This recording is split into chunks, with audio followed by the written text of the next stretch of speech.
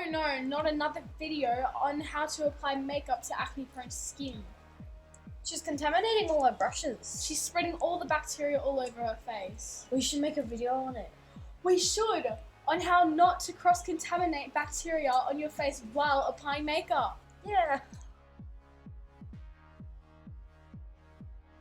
Important thing when it comes to choosing makeup when you have acne flares, live acne flares, is making sure that you choose products where you can reduce the amount of bacteria that is transferred from your skin, from your finger, from your applicator into the product. So things like makeup like this, which is dispensed like that, right, is pretty dangerous because you can apply it like that and it can keep on transferring and ends up in a little bottle here. We radiate through our makeup and that we get a result that we're proud of, but in the process we need to make sure that we don't cross-contaminate, that we don't spread the bacteria. Acne is caused from a bacteria called staphylococci.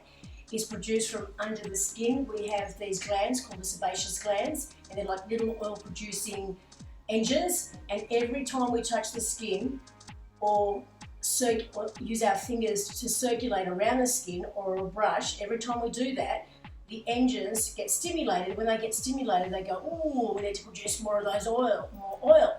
When they produce the oil and it comes to the surface, then there's a potential of stimulating the bacteria staphylococci, which then creates the acne. So the objective here is that we minimise our contact.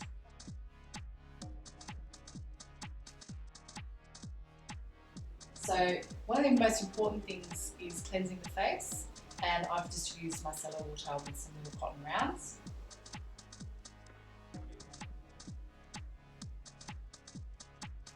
So just a gentle touch, not too rubby.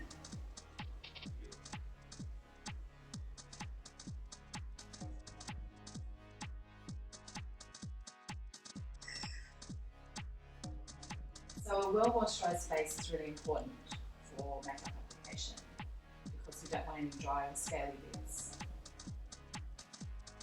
There's a fine balance of getting the right amount of moisture without risk of cross-contaminating the face with bacteria.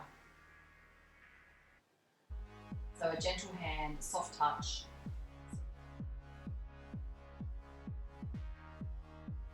So next we're moving on to primer, and I have a product here called Acne. Now technically it is an anti-chafing cream, however it works superbly as a primer. It has pharmaceutical grade silicones inside it as well, and it has other healing properties that are very soft and gentle on the skin. It won't do anything to irritate it. So the important thing here is having gentle natural ingredients, and that's exactly what Acne contains. And it'll also give you a nice smooth surface for your makeup as well. So what we're doing here is we're using nice, soft, gentle motions on the skin, patting in the product, nice, smooth motions, not too much rubbing, not too much irritation. It ensures an even application, and then it also prevents spreading bacteria from one side of the face to the other.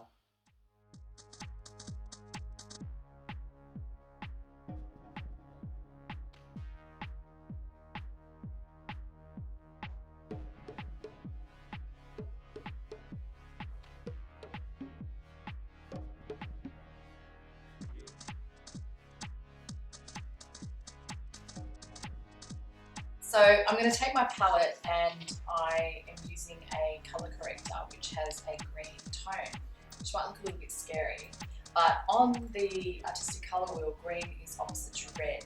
So all these little red patches can actually be neutralised by using the green product. So these are available at the chemist. You can get them at Sephora or Mecca. All the big stores sell them, and it's basically about spot concealing. So again, I'm decanting the product that I want to use from the container onto a sterile surface. So it's all about hygiene, it's all about keeping it sterile, it's all about not cross-contaminating. So my fingers are clean, and I'm going to take the neutralizer, and I'm just going to dab it in very gently. And finally, we apply the foundation. We start in the middle of the face where there is the most pigment, and then we gently tap it and rub it onto the skin, taking care not to rub too hard to disturb the skin, and also to make sure we don't spread bacteria from one point in the face to the other. So next we come on to putting the contours back in the face. We're using a bit of blush, a bit of bronzer. Notice how I'm using very light, soft strokes. Again, it's about not irritating the skin, keeping the brush strokes nice and soft.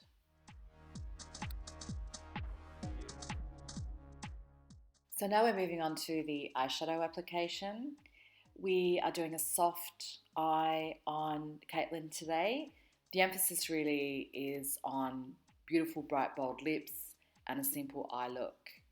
So we're choosing lips over eyes. So the eyes are quite natural. The lips are the bold statement.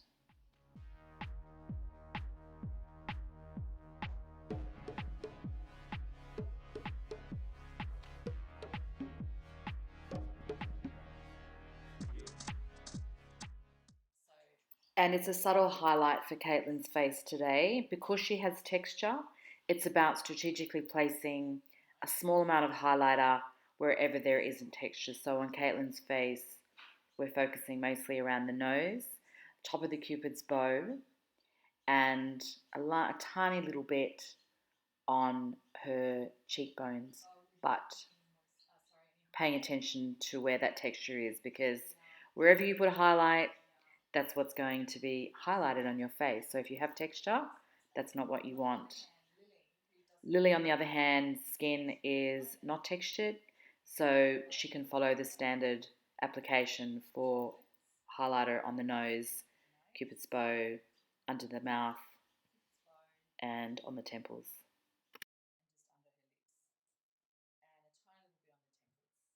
And finally, a beautiful bold pink lip colour to finish the look. So the end result is a very beautiful, natural, not overly made up makeup application.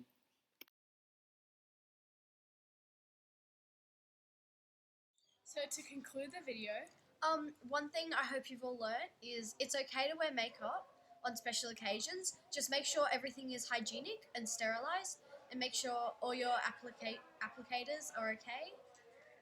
and you must remember that hygiene is the key. So thank you for watching. Thank you. Bye.